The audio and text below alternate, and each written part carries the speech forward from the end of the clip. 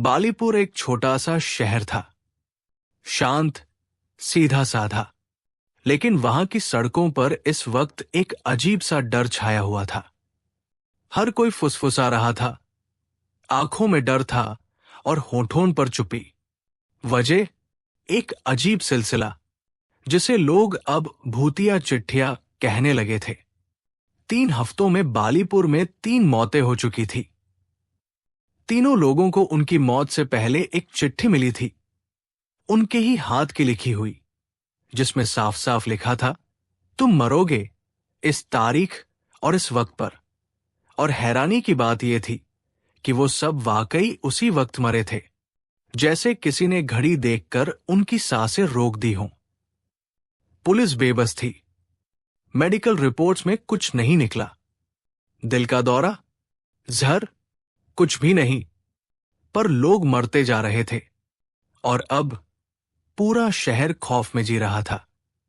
इसी माहौल में दिल्ली से retired crime detective Madhav Khanna Balipur पहुंचे। उम्र लगभग 59, सर पर कुछ सफेद बाल, आंखों में गहरी थकावट, पर दिमाग अब भी तेज। वो बालीपुर आए थे अपने पुराने दोस्त कमिश्नर जैन के बुलावे पर। जैसे ही माधव जी स्टेशन से बाहर निकले, उन्हें माहौल में कुछ अजीब सा महसूस हुआ। हवा भारी थी, जैसे कोई उन्हें देख रहा हो। बड़ा ही अजीब केस है, माधव, कमिश्नर जैन ने कहा जब वो उनके बंगले पर चाय पी रहे थे।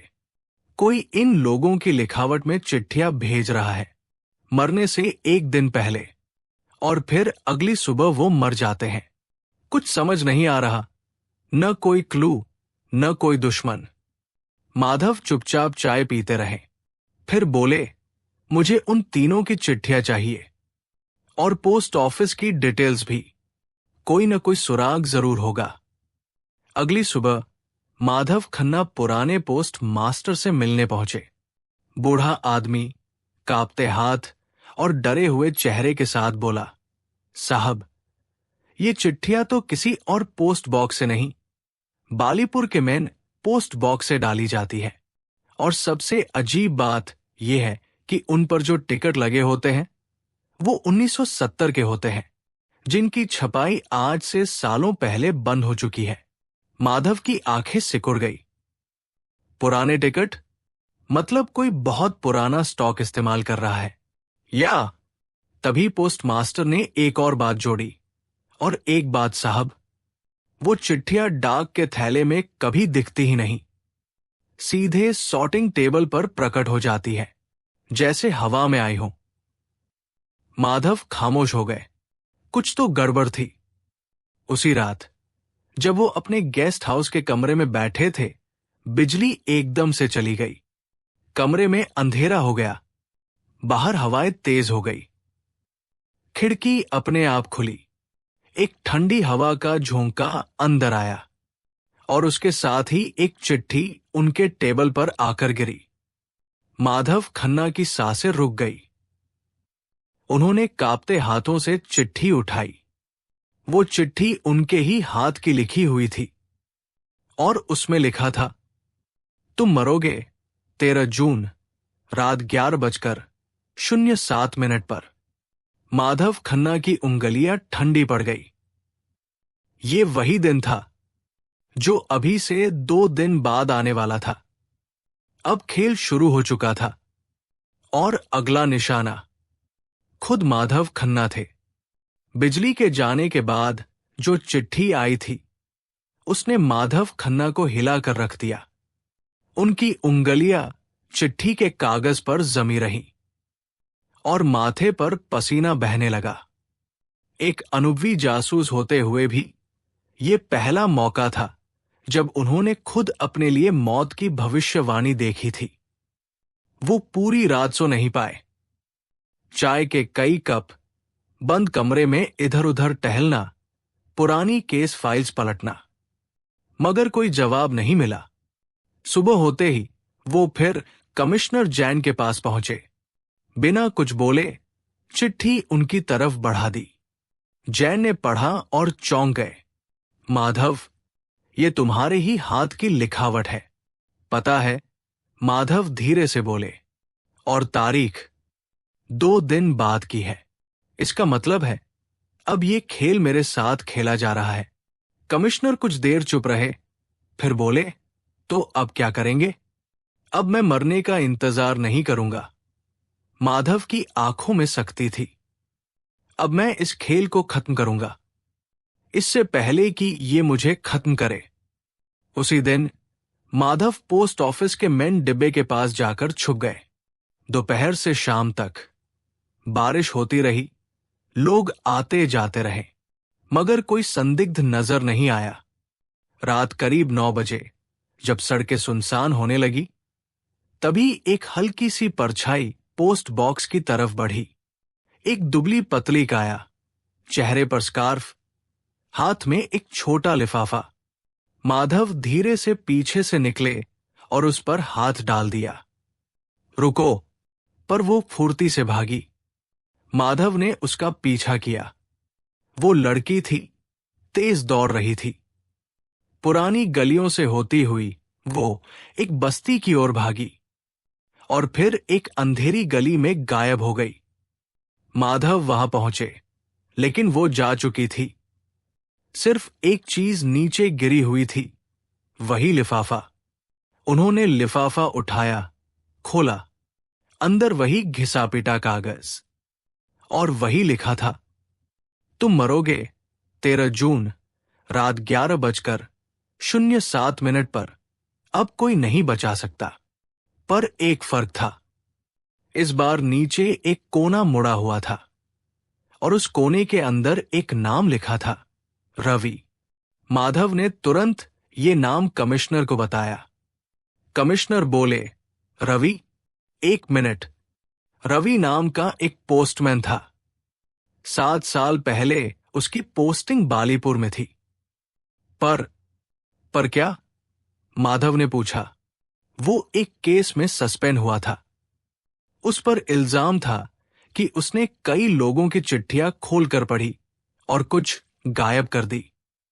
लेकिन फिर एक रात अचानक वो गायब हो गया और कुछ ही दिन बाद उसकी लाश जंगल में मिली थी, आधी जली हुई। माधव की आंखें चौड़ी हो गई। तो क्या ये किसी मरे हुए आदमी का बदला है? कमिश्नर बोला, या फिर कोई उसका नाम इस्तेमाल कर रहा है? हमें रवि की पुरानी फाइल्स देखनी होंगी। उसी रात माधव ने रवि की फाइल्स को ध्यान से पढ़ा। रवि अकेला था, उसका कोई करीबी नहीं था। पर एक नाम बार बार आया, अनामिका। एक रिपोर्ट में लिखा था, रवि अक्सर अपनी ड्यूटी के बाद एक पुराने बंगले में जाता था, जहां अनामिका नाम की लड़की रहती थी। कुछ लोग कहते थे वो लड़की अजीब थी, कम बोलती थी और हमेशा सफेद कपड़े पहनती थी। माधव ने पूछा, ये अनामिका अब कहाँ है? कमिश्नर बोला, उसके बारे में कोई पक्की जानकारी नहीं मिली। लोग कहते हैं वो भी उसी रात गायब हो गई थी, जिस रात रवि मरा। अब चीजें उलझने लगी थी। माधव ने फैसला किया कि वो उस पुराने बंगले में जाएगा जहां रवि और अनामिका मिलते थे। अगली शाम जब शहर में हल्का अंधेरा छा गया, माधव अकेले उस पुराने बंगले की ओर चल पड़ा। वो बंगला अब टूटा फूटा था, दीवारों पर काई जमी हुई थी और दरवाजे चटचटाते थे। अंदर घुसते ही उन्हें एक अजीब सी ठंडक महसूस हुई, जैसे कोई उन्हें देख रहा हो। कमरे की एक दीवार पर पुरानी चिट्ठियां चिपकी हुई थी। सबकी लिखावट एक जैसी थी और सबसे ऊपर जो चिट्ठी थी उस पर लिखा था, माधव खन्ना, तुम भी अब इस कहानी का हिस्सा हो। वक्त आ चुका है। तभी एक धीमी सी आवाज आई, तुम वक्त से लड़ सकते हो, पर मौत से नहीं। माधव ने तुरंत पीछे देखा। एक लड़की खड़ी थी, सफेद कपड़े में, काले लंबे बाल, ठंडी चमकती आंखें। अनामिका? माधव ने फुसफुसाकर पूछा। लड़की मुस्कराई और बोली, तुम्हारे पास सिर्फ 24 घंटे हैं, फिर ये खेल खत्म हो जाएगा। और अगले पल वो गायब हो गई। माधव वही खड़े रह गए, उस टूटी हुई दीवार के सामने, जहां एक और चिट्ठी धीरे धीरे गिर रही थी।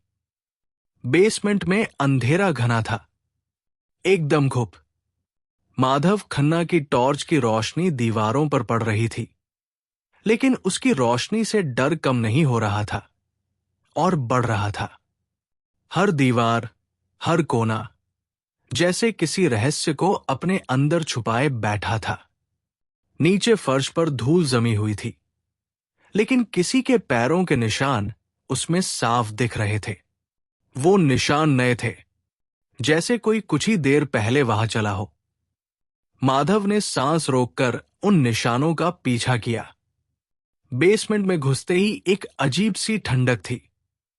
हवा ठहरी हुई लग रही थी, और उस हवा में कुछ था, जैसे कुछ देख तो नहीं पा रहे हों, लेकिन महसूस जरूर हो रहा हो। दीवार पर एक पुराना बोर्ड टंगा हुआ था, रिकॉर्ड रूम केवल अधिकृत कर्मचारियों के लिए। दरवाजा जंग लगा था, लेकिन थोड़ा सा खुला हुआ था। माधव ने हल्के हाथों से दरवाजा खोला। अंदर दाखिल होते ही टॉर्च की रोशनी एक लकड़ी की पुरानी मेज पर पड़ी। उस मेज पर एक टाइपराइटर रखा हुआ था, और उस पर रखी थी एक अधूरी चिट्ठी। कागज में सिर्फ आधी लाइन टाइप हुई थी। अगला नाम है, बस इतना ही। माधव ने कागज को खींचा, लेकिन वो फंसा हुआ था। और तभी टाइपराइटर की चाबी अपने आप हिलने लगी, जैसे कोई अदृश्य उंगलियां उस पर टाइप कर रही हों। नेहा वर्मा, उम्र 26, मौत 12 जून, सुबह 9:15। माधव की रूह कांप गई। ये तो आज की ही तारीख थी। सुबह के 9:15 हो चुके थे। वो भागे। सीढ़ियां चढ़ते हुए उन्होंने मोबाइल निकाला और इंस्पेक्टर मिश्रा को फोन लगाया। नेहा वर्मा, पता लगाओ कौन है वो, जल्दी। सर, नेहा वर्मा तो हमारे पोस्ट ऑफिस की नई क्लर्क है, आज ही तो ड्यूटी पर नहीं आई। बोल रही थी कुछ तबीयत खराब है, तुरंत उसकी लोकेशन ट्रेस करो, पुलिस भेजो उसके घर। लेकिन अगले ही पल मिश्रा की आवाज टूटी टूटी सुनाई दी। सर, सर, अभी अभी खबर आई है, नेहा वर्मा की बॉडी उसके फ्लैट में मिली है। पोस्टमैन उसके लिए एक डाक देने गया था। कोई रिस्पॉन्स नहीं मिला। जब दरवाजा तोड़ा तो वो बिस्तर पर मरी हुई मिली। माधव की पकड़ मोबाइल पर कस गई। Time of death? उन्होंने पूछा। मिश्रा ने धीरे से कहा, डॉक्टर कह रहे हैं करीबन 9:15। माधव के हाथ से मोबाइल गिरते गिरते बचा। अब ये सिर्फ कोई कहानी नहीं थी, ये किसी एक का खेल नहीं था। कोई या कुछ सच में जानता था कौन कब और कैसे मरेगा। और सबसे डरावनी बात यह थी कि अब तक जिसे वो शैतानी दिमाग समझ रहे थे, वो शायद इंसान नहीं था। उसी रात माधव ने फिर से नरेंद्र भारद्वाज की डायरी उठाई। डायरी के आखिरी पन्नों में कुछ ऐसा था जो उसने पहले नहीं देखा था। एक नक्शा, पोस्ट ऑफिस के नीचे बने एक और तहखाने का नक्शा, जिसे टाइप रूम एक्स नाम दिया गया था। और उसके ठीक नीचे लिखा था, जो वहां गया कभी वापस नहीं आया। माधव देर रात उसी तहखाने की तलाश में फिर से पोस्ट ऑफिस पहुंचे। इस बार उन्होंने खुदाई के पुराने रिकॉर्ड और दीवारों की बनावट का इस्तेमाल किया। आखिर में उन्हें एक ईंट की दीवार के पीछे एक पुराना छुपा हुआ दरवाजा मिला। लोहे का, भारी, जंग खाया हुआ। उस पर एक छोटा सा शब्द खुदा हुआ था, वृंदा। दरवाजा जैसे किसी और समय से आया हो। माधव ने अपनी जेब से टॉर्च निकाली और धीरे धीरे दरवाजा खोला। भीतर घना अंधकार था। चारों ओर दीवारों पर चिट्ठियां टंगी हुई थी। सैकड़ों, शायद हजारों। हर चिट्ठी किसी न किसी के नाम से, और हर एक की लिखावट अलग, जैसे किसी के असली हाथ की नकल। मेज पर एक डायरी खुली हुई थी, लेकिन उसमें नाम नहीं थे, बस तारीखें और वक्त। और एक कॉलम लिखा था, कंप्लीटेड, और आखिरी नाम से ठीक ऊपर एक खाली लाइन थी। माधव ने जैसे ही उस खाली लाइन को देखा, अचानक उनके कानों में किसी की धीमी फुसफुसाहट गूंजने लगी। तुम बहुत दूर आ गए हो, खन्ना साहब। अब लौटना आसान नहीं होगा। वो पलटे, पर वहां कोई नहीं था। टॉर्च की रोशनी अचानक झपकने लगी। दीवार पर लगी एक चिट्ठी अपने आप नीचे गिर पड़ी। माधव ने उसे उठाया। उस पर नाम लिखा था, कमिश्नर जैन, 13 जून शाम 6:33। माधव का दिमाग घूम गया। मतलब अगला नंबर उनके पुराने दोस्त का था। वो तुरंत बाहर भागे, लेकिन जैसे ही वो दरवाजे तक पहुंचे, दरवाजा अपने आप बंद हो गया। पीछे से टाइपराइटर की आवाज आने लगी, टक टक टक, और फिर एक तेज चीख, जो इंसान की नहीं थी। अब माधव अंदर फंस चुके थे, और वो जगह अब सिर्फ तहखाना नहीं थी, वो एक जिंदा याद बन चुकी थी। और उस याद के अंदर कोई था जो अभी भी चिट्ठियां लिख रहा था। अंधेरे तहखाने में अब सिर्फ टाइपराइटर की आवाज रह गई थी। टाइपराइटर की आवाज दिल की धड़कनों को और तेज कर रही थी। माधव खन्ना दरवाजे को खटखटा रहे थे, धक्का मार रहे थे, लेकिन वो भारी लोहे का दरवाजा जैसे खुद अपने आप में कोई जिंदा चीज हो, जो बंद हो चुका था और अब खुलना नहीं चाहता था। उनका दम घुटने लगा था, मगर उनके दिमाग में सिर्फ एक ही बात थी, कमिश्नर जैन। आज शाम ठीक 6:33 पर उसकी मौत की भविष्यवाणी की गई थी। घड़ी में अभी 5 बजे थे। उनके पास सिर्फ 1.5 घंटा था। उन्होंने तहखाने की दीवारों को गौर से देखा। हर तरफ चिट्ठियां थी। सबकी स्याही थोड़ी धुंधली हो चुकी थी, पर एक एक अक्षर साफ था। किसी का नाम, किसी की मौत का वक्त, किसी का पता। जैसे कोई अदृश्य टाइपिस्ट हर एक इंसान की जिंदगी और मौत की स्क्रिप्ट यहां टाइप करता हो। फिर एक कोने में उन्होंने एक पुराना फर्नीचर हटाया। पीछे एक पतली सी ईंटों की दीवार थी। उन्होंने अपने जूतों से ईंटों को धक्का मारा और कुछ ईंटें टूटकर गिरी। अंदर से थोड़ी हवा आई, ठंडी, सड़ी हुई। उन्हें अंदाजा हो गया, कोई और रास्ता है। ईंटों को हटाकर वो एक संकरी सुरंग में घुसे। टॉर्च की रोशनी कांप रही थी। घुटनों के बल चलते हुए वो उस सुरंग में लगभग 15 मिनट रेंगते रहे। उनका सांस फूलने लगा। कपड़े मिट्टी से भर चुके थे, पर आखिरकार वो एक और लकड़ी के दरवाजे के पास पहुंचे। उस दरवाजे से बाहर आते ही वो पोस्ट ऑफिस के पिछवाड़े में निकले। शाम की हवा अब और ठंडी लग रही थी, लेकिन उन्होंने खुद को समेटा, कपड़े झाड़े और सीधे जीप की ओर भागे। सड़कें सुनसान थी। टायर्स की चरचराहट के साथ जीप बालीपुर के पुलिस हेडक्वार्टर की ओर भागी। रास्ते में उन्होंने बार बार फोन मिलाया, मगर कमिश्नर जैन कॉल नहीं उठा रहे थे। ठीक 6:27 पर माधव कमिश्नर के बंगले पर पहुंचे। उन्होंने दरवाजा खटखटाया, फिर जोर से धक्का मारा। अंदर की लाइट जल रही थी, लेकिन कोई जवाब नहीं आया।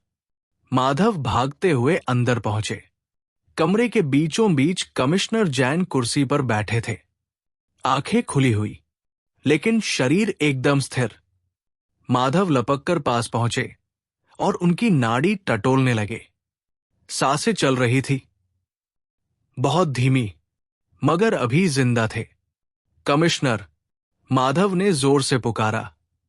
उनकी आंखों में हल्की हरकत हुई।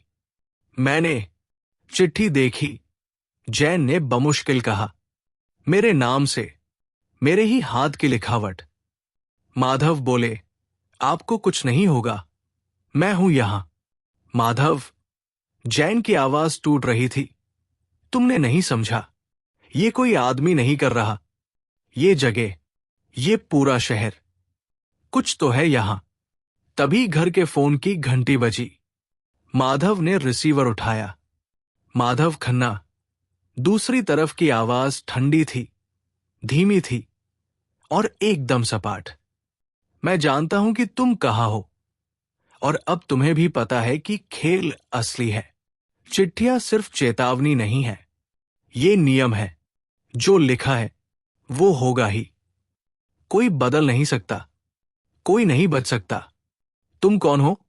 माधव चीखे। तुम्हारा अतीत, वो आवाज बोली जिससे तुम भागते रहे। अब वो तुम्हें पकड़ने आ गया है। फोन कट गया। कमिश्नर अब धीरे धीरे होश में आ रहे थे। माधव ने उन्हें पानी पिलाया और सारी बात बताई।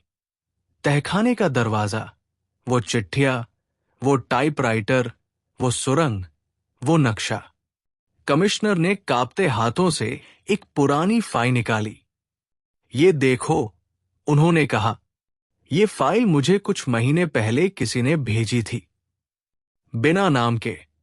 इसमें बालीपुर की 1987 की रिपोर्ट है, जहां एक स्कूल के बच्चों की एक एक्सकर्शन के दौरान मौत हुई थी। सबने दावा किया था कि बच्चों को किसी ने बुलाया था, और फिर सबने नदी में कूदकर जान दे दी। माधव ने फाइल खोली। उनमें से एक बच्चे का नाम था वृंदा। उनकी आंखें चौड़ी हो गई। वही नाम तहखाने के दरवाजे पर खुदा हुआ। कमिश्नर बोले, शायद ये कोई आत्मा है जो बालीपुर से जुड़ी है और अब सबको अपनी गिरफ्त में ले रही है। माधव ने कहा, अगर ऐसा है तो हमें यह समझना होगा कि यह सिलसिला शुरू कहां से हुआ, किस वजह से, और क्यों हम सबको चुन चुन कर मारा जा रहा है। कमिश्नर ने गर्दन हिलाई। शुरुआत वहीं से करनी होगी जहां यह सब खत्म हुआ था। माधव ने पूछा, कहा? कमिश्नर बोले, वृंदा के गांव से। वो गांव जो अब बालीपुर के नक्शे में नहीं है, क्योंकि उसे सालों पहले छोड़ दिया गया था। और लोगों ने कहा था, वहां अब कोई इंसान नहीं रहता। माधव खड़ा हो गया। कल सुबह हम चलेंगे उस गांव में जहां मौत की चिट्ठियां पहली बार लिखी गई, और रात के सन्नाटे में तहखाने के टाइपराइटर ने एक और चिट्ठी तैयार कर दी। माधव खन्ना और जैन, 14 जून, वृंदा की वापसी। सुबह का सूरज अभी ठीक से निकला भी नहीं था, लेकिन बालीपुर में 2 साए तैयार हो चुके थे, माधव खन्ना और कमिश्नर जैन। दोनों की आंखों में नींद का नामो निशान नहीं था।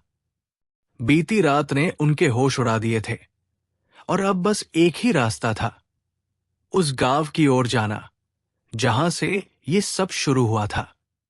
कार हाईवे से नीचे कच्चे रास्ते पर उतर चुकी थी। जगह का नाम अब कोई नहीं लेता था, लेकिन पुराने सरकारी नक्शों में वो दर्ज था, कचनापुर। गांव से जुड़ी कहानियां बहुत पहले बंद हो चुकी थी। लोग कहते थे कि सालों पहले किसी अनजान बीमारी से गांव के सारे लोग मारे गए थे, और जो बचे थे वो पागल हो गए थे। लेकिन अब माधव को यकीन था, वहां कुछ और भी था, कुछ ऐसा जो अभी तक छिपा हुआ था। सड़क टूटी फूटी थी, हर तरफ सूखे पेड़ और वीरानी थी। कोई आवाज नहीं, कोई इंसान नहीं। कार जैसे ही गांव की सीमा के पास पहुंची, गूगल मैप अचानक बंद हो गया। नेटवर्क चला गया। कमिश्नर ने धीरे से कहा, यह जगह तो जैसे किसी और ही दुनिया में है। माधव खामोश रहे। उनकी नजरें सामने दूर एक छोटे से मंदिर पर अटक गई, जो अब जर्जर हालत में खड़ा था। कार वही रोक दी गई। दोनों पैदल ही गांव के अंदर घुसे। हर घर खाली पड़ा था। लकड़ी की पुरानी खिड़कियां हवा में चरमराती थी। जमीन पर कहीं कहीं टूटे हुए खिलौने, पुराने पोस्टकार्ड और स्कूल की किताबें बिखरी हुई थी। तभी एक घर के अंदर से आवाज आई, बहुत धीमी, जैसे कोई बच्चा गा रहा हो। चिट्ठी आई, मौत लाई, नाम लिखा, काम तमाम। माधव और जैन एक दूसरे की तरफ देखे। दोनों ने बंदूकें निकाली और धीरे धीरे उस घर की ओर बढ़े। अंदर एक पुराना रेडियो बज रहा था, लेकिन वो चालू नहीं था। उसमें बैटरी भी नहीं थी।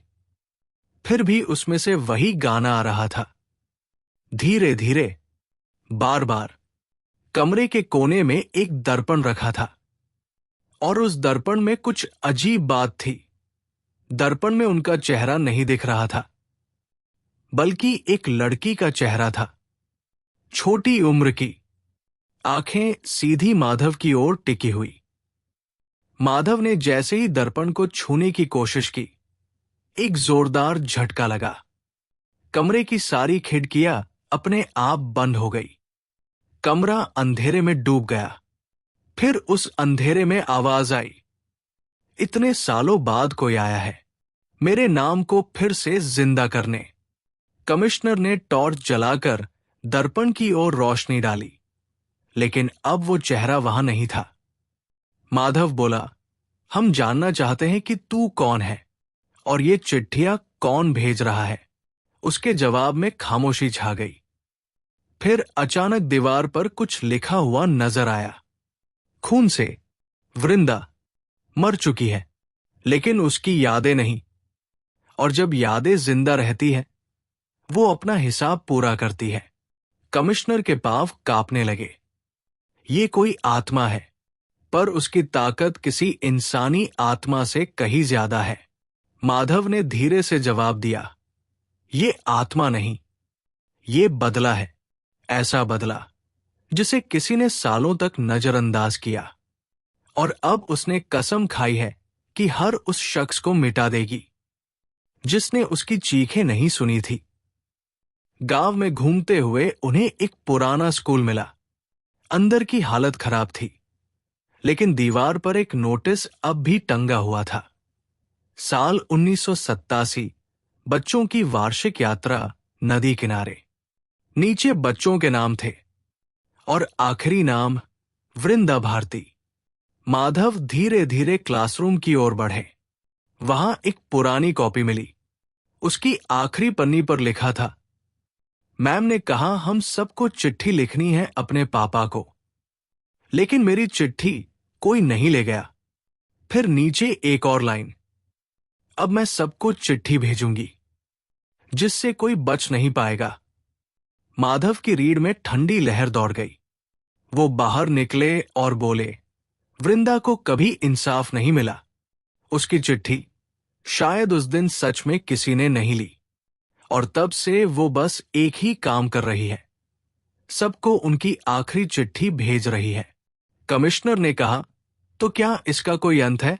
हाँ, माधव बोला, अगर हम वो पहली चिट्ठी ढूंढें, वो जो उसने अपने पापा को लिखी थी, और उसे सही जगह पहुंचा दे, शायद तभी ये सब रुके।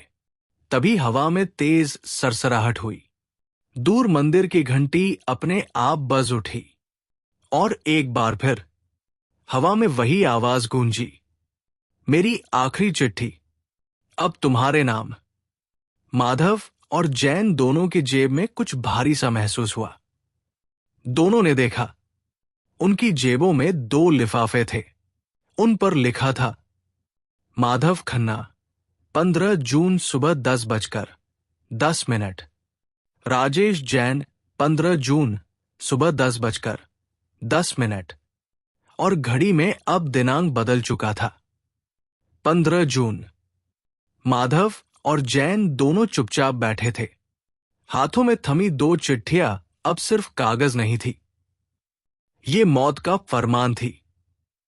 लिफाफे फटे नहीं थे, लेकिन अंदर क्या लिखा होगा, इसका अंदाजा दोनों को था। घड़ी में सुबह के 4 बज चुके थे। मौत का समय 10:10, बस 6 घंटे दूर था। गांव अब और डरावना लगने लगा था। हवा में एक भारीपन था, जैसे हर पेड़, हर दीवार, हर दरवाजा उनके नाम पुकार रहा हो। कमिश्नर बोले, अगर हम कुछ नहीं करेंगे तो यही सब होगा। सब कुछ उसी तरह जैसे लिखा है। माधव ने धीमे स्वर में कहा, हम वो पहली चिट्ठी ढूंढेंगे, वही जो वृंदा ने अपने पिता को लिखी थी। वो फिर उसी स्कूल लौटे। इस बार एक एक टेबल, एक एक अलमारी को पलटना शुरू किया। पुरानी धूल और जाले सब उनके कपड़ों पर चिपकते जा रहे थे। तभी माधव की नजर एक पत्थर के स्लैब पर गई। स्कूल के कोने में एक चबूतरा था, जिसके नीचे कुछ हल्के से निशान थे, जैसे वहां कुछ छिपाया गया हो। उन्होंने पत्थर को हटाया। नीचे एक पुराना लकड़ी का डिब्बा था। उन्होंने उसे निकाला और खोला। डिब्बे के अंदर एक छोटी सी कॉपी थी, पीले पन्नों वाली। उसमें पेंसिल से लिखा था, प्यारे पापा, आज हम सब पिकनिक पे जा रहे हैं। टीचर ने कहा कि सब अपने पेरेंट्स को चिट्ठी लिखो। मैं बहुत खुश हूं। मैं नदी में पहली बार जाऊंगी। अगर मैं तैरना सीख गई तो आप मुझे शाबाशी दोगे ना? नीचे नाम लिखा था, वृंदा भारती। तारीख थी 13 जून 1987। कमिश्नर बोले, यही है, यही पहली चिट्ठी है जिसकी वजह से सब शुरू हुआ। माधव ने कहा, हमें इसे सही जगह पहुंचाना होगा, वृंदा के पापा को। लेकिन एक दिक्कत थी, वृंदा के पापा अब जिंदा नहीं थे। माधव ने फैसला किया। उन्होंने चिट्ठी को एक लाल रुमाल में लपेटा और गांव के उस मंदिर की ओर बढ़े, जहां से घंटी अपने आप बजी थी। मंदिर टूट चुका था, पर उसमें एक पत्थर की छोटी मूर्ति अब भी सही सलामत खड़ी थी। माधव ने चिट्ठी उसी मूर्ति के चरणों में रख दी और बोले, वृंदा, अगर तुझे कभी किसी ने नहीं सुना तो आज मैं सुन रहा हूं। ये चिट्ठी अब अपने मुकाम पर पहुंच गई है। तेरा दर्द अब किसी और की सजा नहीं बनेगा। कुछ पल सन्नाटा रहा। फिर हवा में एक हल्की सी सरसराहट हुई और एक तेज चीख। लेकिन वो अब दर्द की नहीं थी। वो जैसे किसी को छोड़ने की आवाज थी, जैसे किसी ने अब खुद को आजाद कर दिया हो। आसमान धीरे धीरे साफ होने लगा। हवा अब हल्की लग रही थी। पेड़ अब शांत थे। कमिश्नर बोले, क्या सब खत्म हो गया? माधव चुप रहे। उसी वक्त उनकी जेब में हलचल हुई। उन्होंने चिट्ठी निकाली। लिफाफा अब खाली था। कमिश्नर ने भी अपनी चिट्ठी निकाली, वो भी खाली। माधव ने सांस ली। हां, शायद अब सब खत्म हो गया। वे दोनों गांव से लौट आए। कुछ हफ्तों बाद बालीपुर का पोस्ट ऑफिस फिर से खुल गया। तहखाना अब हमेशा के लिए बंद कर दिया गया। मगर एक रात माधव अपने घर की बालकनी में बैठे थे जब एक पोस्टमैन का साया दिखा। बहुत पुरानी वर्दी में, साइकिल की घंटी बजती हुई। माधव ने नीचे झांका। कोई नहीं था। वो मुस्कराए। कभी कभी कुछ कहानियां पूरी होकर भी कहीं रह जाती है। उसी पल उनकी टेबल पर एक चिट्ठी आकर गिरती है। सफेद लिफाफा, उस पर कोई नाम नहीं, बस एक लाइन लिखी थी, धन्यवाद, अब मैं सोने जा रही हूं। अगले दिन बालीपुर के आसमान पर एक इंद्रधनुष निकला और उस दिन से किसी को कभी आखिरी चिट्ठी नहीं मिली। इस वीडियो को लाइक करें, नीचे कमेंट करके बताएं कि आपको कहानी कैसा लगा, और हां, चैनल को सब्सक्राइब करना बिल्कुल न भूलें ताकि अगली कहानी आपसे छूट न जाए। इस कहानी को लिखा था अमजद ने और अगर आपको उनकी और कहानियां सुननी है तो चैनल पर जाएं। वहां और भी डर और सस्पेंस से भरपूर कहानियां हैं। यकीन मानिए, आपको वो भी उतनी ही पसंद आएंगी।